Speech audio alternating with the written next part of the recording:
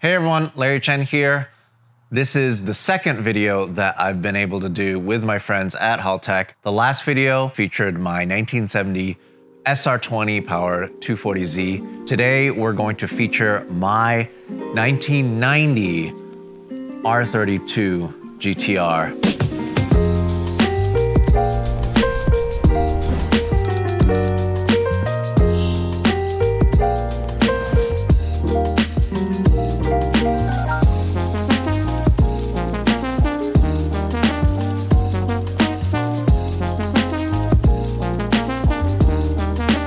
The story with the R32 GTR is pretty similar to a lot of car enthusiasts around my generation. They just fell in love with the car, playing it in video games on Gran Turismo, seeing it in magazines, watching it on Best Motoring, Hot Version, all of that. But of course, it was completely unobtainable because the car never came out in the US. I knew that in 2014, they were going to become legal to import in the US. I seized the opportunity pretty much as soon as I had a chance to purchase one. I went through my friends at top rank international vehicle importers, and I actually took the extra step to make this California legal.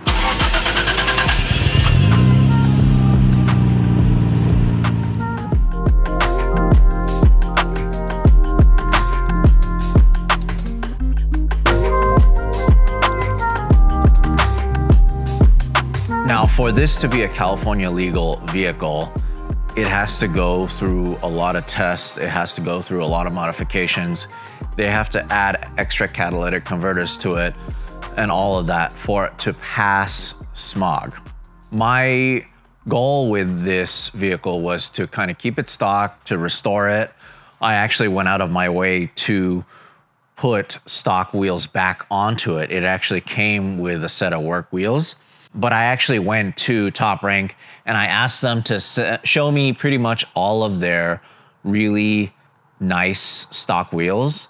And I chose the 4 best ones out of those, and I actually restored those. Got some new center caps from Japan as well. In terms of other modifications, before we actually dig into the engine bay, it has KW coilovers.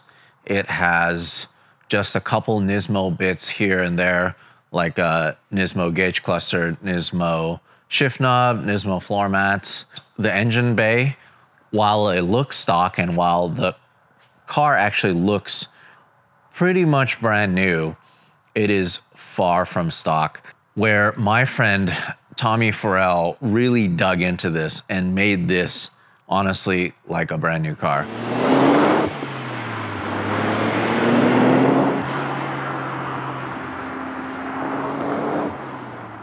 This came about because I've known of Tommy's work and I've featured his cars before, and he kind of kept bugging me because he knows I have this car and he really wanted to restore this and bring it to its former glory and beyond that. I was thinking, yeah, maybe one day I'll be able to ship my car there, but Grid Life actually held an event at Lime Rock, which is just 20 minutes away from Tommy's shop. So I figured, hey, maybe I can get on a transporter and then from there, I can figure out a way to get it back. I dropped it off at Tommy's shop and he kind of dug into it right away. So as you could see, the engine bay and everything around it looks pretty much brand new. The thing is, Nissan from the factory, they never actually painted the engine bay with a clear coat. It was kind of like this dull, ugly single stage paint, and it didn't really match the rest of the car. With that said, it just didn't look super premium. When Tommy pulled the motor out to do all of that, he actually did a compression test and he found out that cylinder 4 and 5 were really low on compression. I think it was down to 10 and 15%. Of course, I was super bummed about that because I was expecting the motor just to come out, get a new set of turbos, Haltech ECU, a couple other goodies, and then it'll go back in. So with that said, we decided to go with the HICAS 2.8 liter stroker and the HICAS GT twin turbos. You can actually barely see them under all of this stock piping here. But Tommy, when he actually restores the engine bay, it's kind of a crazy process because the engine has to come out, everything, all the accessories, all of it comes out. They pressure wash it, they sand it, they reseal a lot of the parts, including some areas where the stock brake master cylinder will leak and it'll actually go into the chassis and it'll rust. They reseal all of that. They also repaint the inside underneath with this like almost like truck bed liner material to just give it so much more in terms of durability. Couple other things that they did that honestly really blew my mind. They actually replaced this with a brand new one, and they repainted the underside of the hood to match the rest of the work that they did. The only place where you can actually see what the stock engine bay looked like is this little panel. And the reason why they actually tape this panel off is because I have my California emissions stuff here. So that way it doesn't actually get rid of any of that stuff.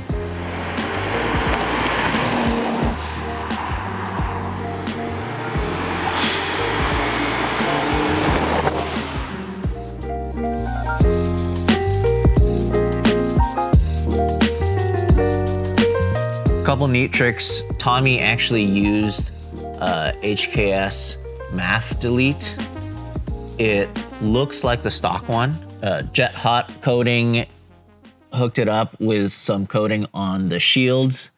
One thing I really wanted Tommy to do was to delete the HICAS as well as the ABS on this, because the HICAS is mechanical, or it's hydraulic actually. It uses power steering fluid. The system is super complicated and it's actually very difficult to drive fast. The race cars and all of the really hopped up builds actually have the HICAS deleted, but he did it in a way where it's completely stock. It looks stock. It looks like it came like that from the factory. The only thing is the HICAS light is on, which I don't really care. It drives amazing, drives straight, and it doesn't give you like an uneasy feeling when you're actually going into the corner. On top of that, all of this ABS stuff is deleted and it just looks so much neater. It's actually pretty difficult to get the ABS to kick in when this was stock, just because it's an earlier ABS system and it's just not the best. I'm not really gonna take this to the track. This is more of my street car anyways, especially after it looks like this. I'm just going to enjoy it on the street, and if I hit ABS on the street, there's something else that's going on. A couple other people jumped on board to really help this build. Ian from Remade in the USA rebuilt these ITBs to look brand new. They look so incredible. The nickel plating, all of it is amazing. Look at that green spring. Definitely also need to thank Wiring Specialties. Their harness on this is incredible, and it's definitely cool to see that Tommy uses them for pretty much every build. I'm also running a competition clutch on here. This is a single plate and it is their street version. It's so easy to drive compared to like a twin or triple plate. It also handles this power no problem.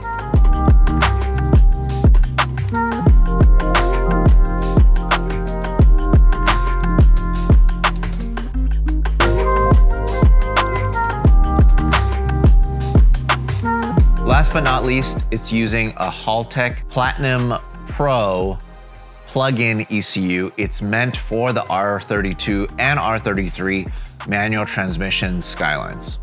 All said and done, it's still very restricted, of course, because it's still running the stock airbox.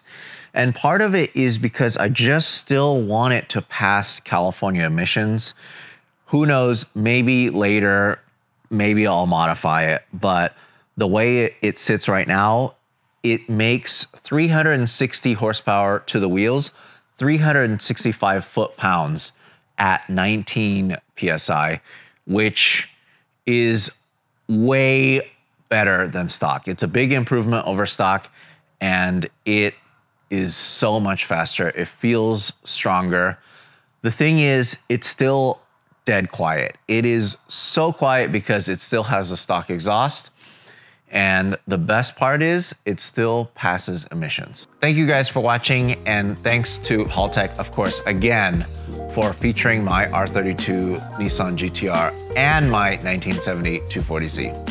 Thanks for watching, guys. If you like this video, smash that like button. We put out a new video every week, and sometimes even two. So don't forget to subscribe to our channel for more awesome content.